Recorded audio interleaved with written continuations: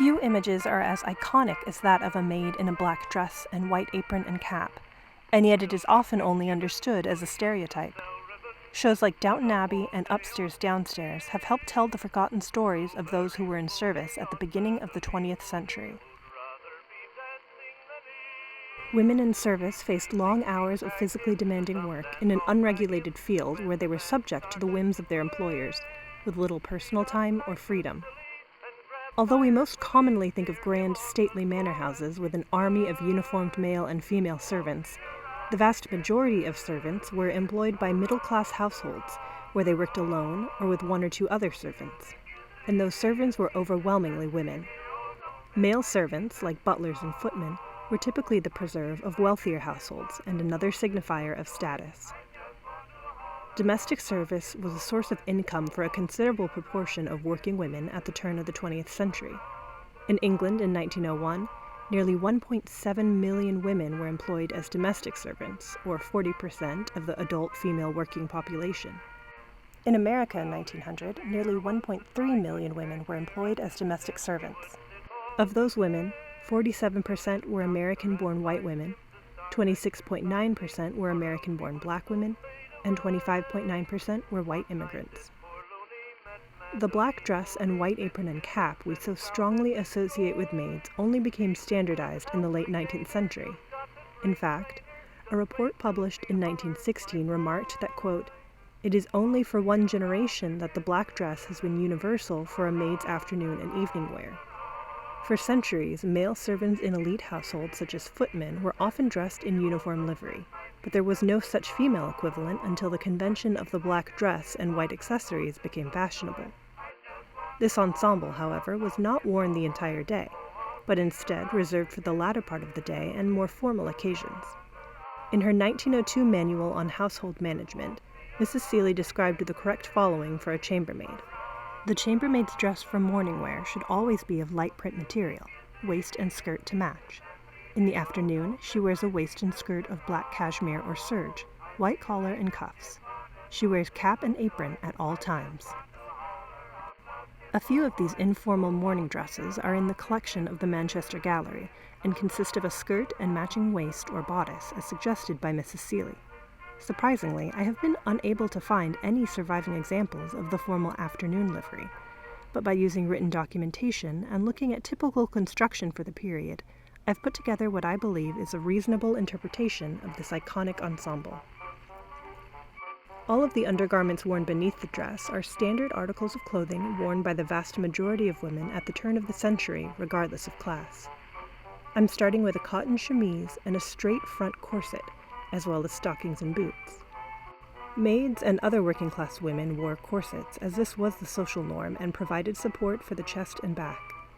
The straight front corset was fashionable at the beginning of the 20th century, and was promoted not only as providing the desired silhouette, but being more healthful than previous models, as it was believed to encourage better posture and take pressure off of the abdomen. This corset was made by the boudoir key and uses a pattern from atelier silk taken from an original corset. You can find both on Etsy, and I will link to them in the description. Next, I'm wearing a pair of split drawers. These can seem a bit unusual to modern sensibilities, but they are the key to easily using the bathroom in 18th and early 20th century clothing.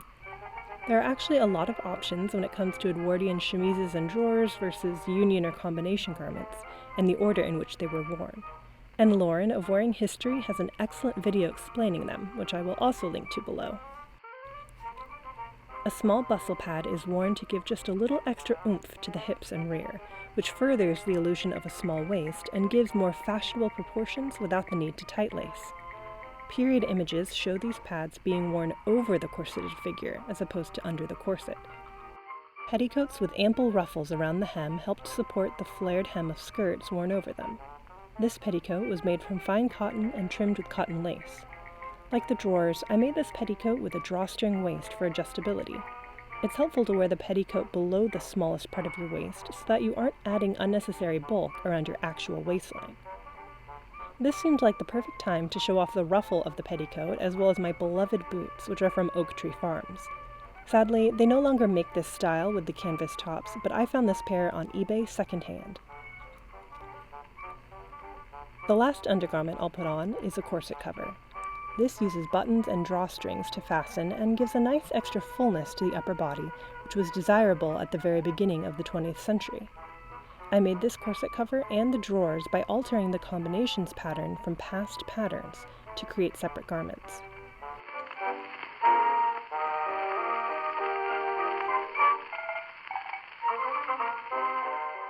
Now I'm ready to put on the actual dress. The skirt and waist are made from black worsted wool. Wool was the most common fabric mentioned in period documents for formal afternoon livery, like the cashmere and serge mentioned by Mrs. Seeley. The skirt closes at the left side with hooks and eyes.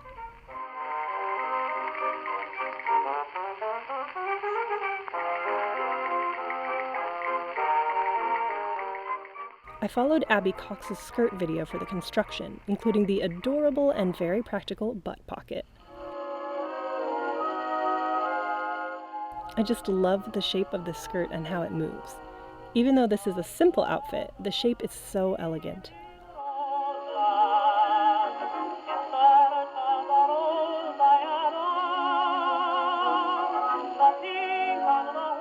Next, I put on the waist, or bodice. I wasn't entirely sure how I wanted to construct this until I found an original black wool bodice for sale on Etsy.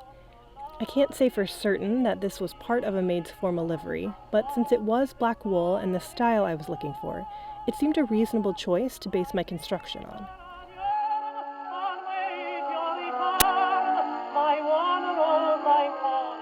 The waist has a fitted lining made of black polished cotton, which fastens separately at the center front with hooks and eyes.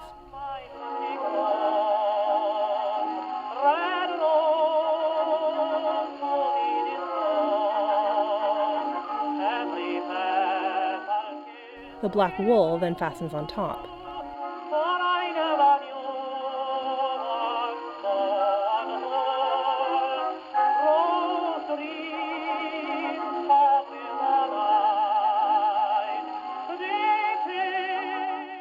I forgot that I needed to tuck the waist into the skirt, so I'm refastening the skirt on top. This creates the look of one dress while being separate pieces.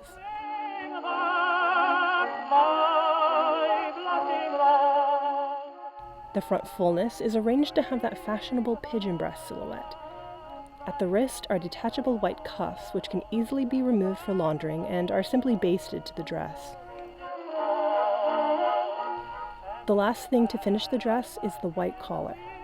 First, a collar stud is placed through the buttonholes in the collar of the waist itself. Then, the white collar is wrapped around the neck, and the ends are also secured with the collar stud.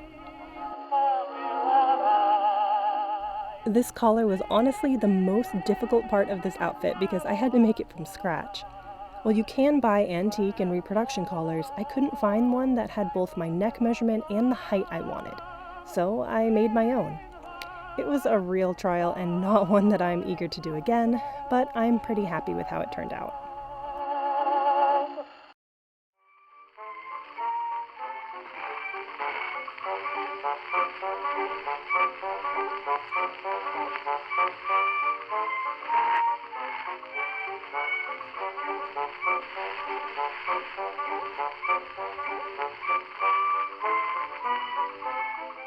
On the other hand, my favorite part of the outfit is the cap, which I made from cotton organdy and trimmed with cotton lace. The cap is really what set a woman in service apart from everyone else, because it served no practical purpose and wasn't a fashionable accessory at the time. Many women in service actually resented caps as a symbol of servitude and a source of ridicule and scorn for other women, even women of their own class. The final garment to put on is the apron, made of white cotton with broderie anglaise bretelles. There was a wide variety of styles for the top of the apron, with the bottom of the apron generally reaching to a few inches above the hem of the dress. And with that, I am fully dressed in afternoon livery for a parlor maid or chambermaid.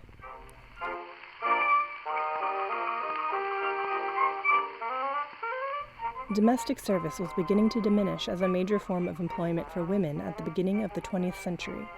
World War I and World War II brought an increase in the number of higher-paying factory jobs and other positions that made domestic service even more undesirable for working-class women. At the same time, the invention of time and labor-saving appliances made housekeeping less of a daunting task for the housewife.